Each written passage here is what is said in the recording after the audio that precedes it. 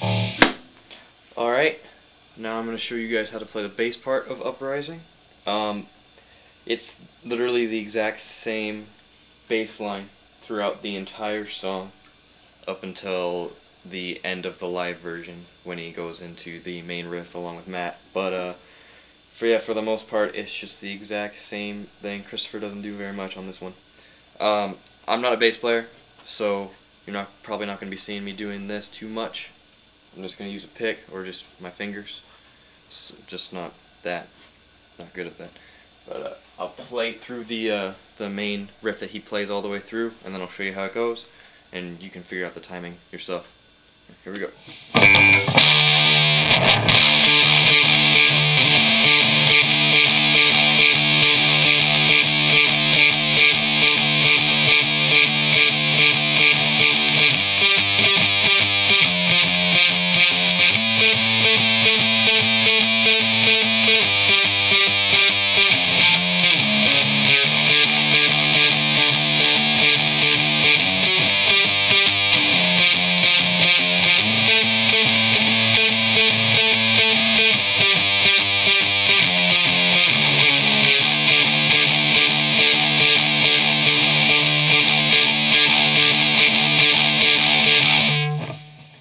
Basically, you start on the 5th fret on the A string, octave up, so on the G string it's going to be on the 7th fret. And you basically hold that same fingering for the entire song, just switching it around, so it's the same octave. Slide it to the 10th fret on the A, so 12th fret on the G, and then on the 8th on the A, which makes it the 10th fret on the G, up to the 12th on the A, so 14 on the G, back to the 10 and the 12 on the A and the G, back to 8, then to 4, back to 5. So very slowly it's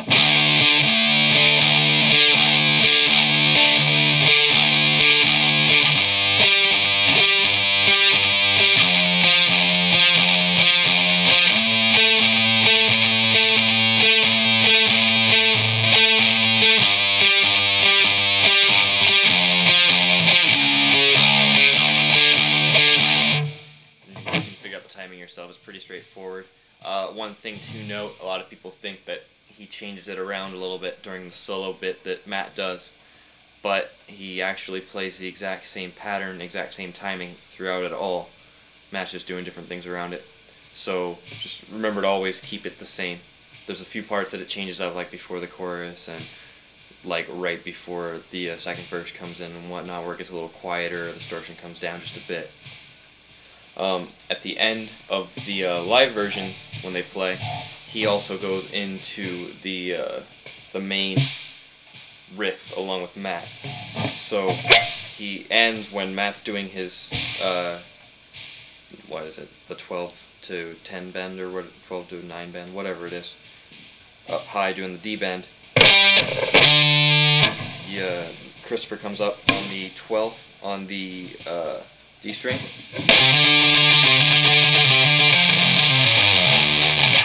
So basically it's 10, 12, 10, 12 on the G10, and then back to that 10 on the D to 12, and then it's just a pentatonic rundown. So it's 12.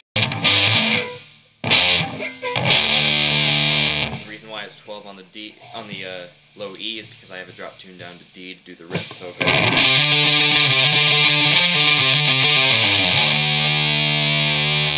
And it goes into the main riff, which is just.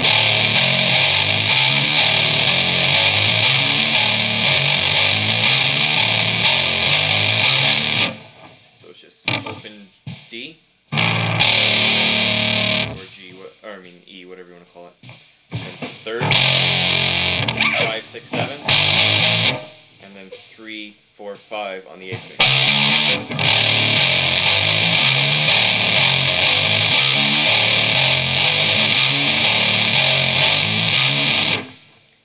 And then near the end of that main riff at the end, he slides up and goes. So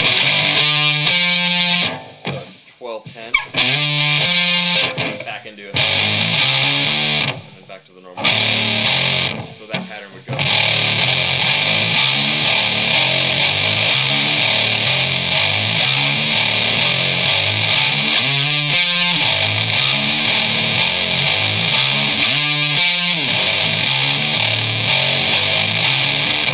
Then he comes back up to, he slides up to the 12 on the D, 10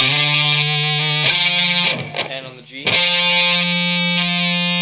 then up, then 10 to 12, 12 to 14, and then if you want you can do a little tremolo picking, and then he comes back to, so this bottom, when Matt does his bend up, and near the 12th fret on his guitar. So the whole song is just comprised of